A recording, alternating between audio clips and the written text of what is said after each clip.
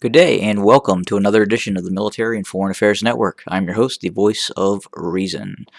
So, in today's ongoing coverage of the Ethiopian civil war, the conflict between the Tigray region and the Amhara region, the conflict continues, and we're continuing to hear even more harsh rhetoric coming from Abiy Ahmed, the Prime Minister of Ethiopia.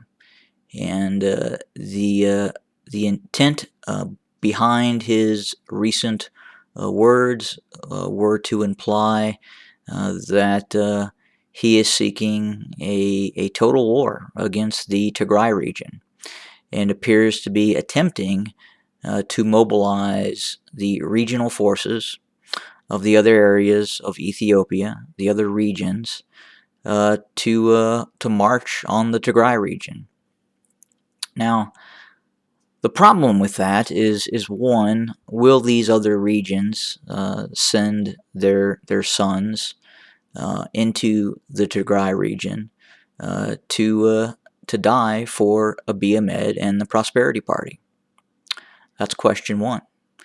Question two: do these regional forces have the ability to launch offensive operations into another autonomous region? These regional forces are not designed to do that.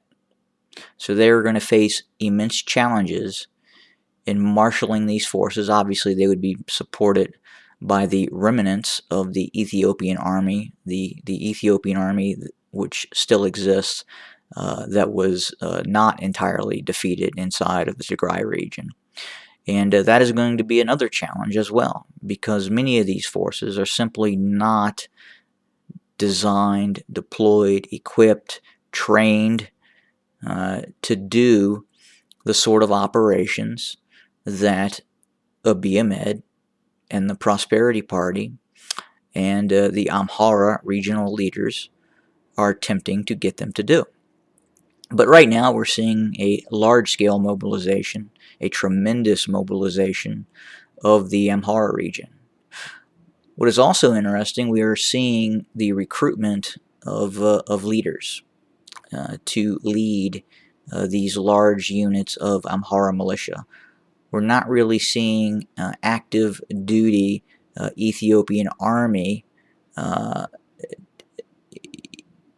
using its resources, its leadership resources, its trained officer corps to prop up these units. And we are also not seeing these units, these Amhara regional forces, being transferred to the Ethiopian army as a reserve pool. So the Amhara regional forces are keeping its force structure completely independent from the Ethiopian army, from the Ethiopian federal forces, which may say a lot. And I'm not certain we will continue to see this very cozy relationship between the Ethiopian federal government and the Amhara regional forces. At some point, there could be a split, and there could be a violent split. There's a lot of factors at play. There's a lot of ethnic tensions. Obviously, there's issues with the Oromia region. And there are lots of concerns inside the Oromia region about the power that the Amhara region has over the federal government. And will that change? And would that cause the Amhara region to withdraw its support for the federal government? Could we see a leadership change? If there were to be a leadership change that was not as sympathetic towards the Amhara region, we could also see issues come into play as well. But right now, the fighting continues. the buildup of forces by the Amhara region is rather significant. Now the question is what are they going to do with that force? What is Abiy Ahmed, the Amhara regional leaders, what are they looking to do with those forces that they're building up?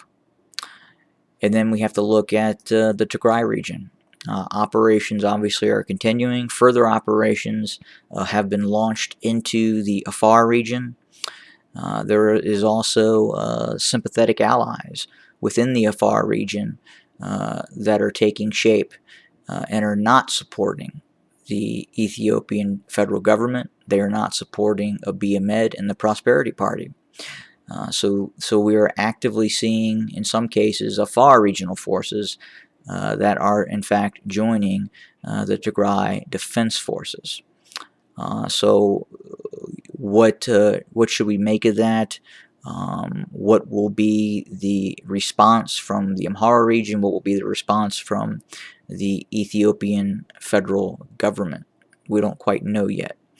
But again, right now, it really looks like the Amhara region, the Ethiopian army is really trying to consolidate its hold on western Tigray.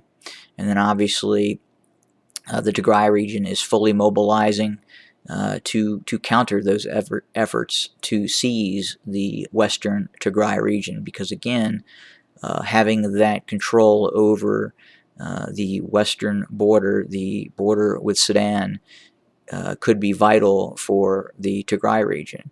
At the same time, some of these efforts we're seeing in the Afar region by the Tigray Defense Forces could be a way to create a situation where we could see those Ethiopian forces withdraw, possibly to reinforce the Afar region and to counter the TDF operations that are taking place, especially if they were to several transport routes into Djibouti. That would be a huge strategic problem for the Ethiopian government.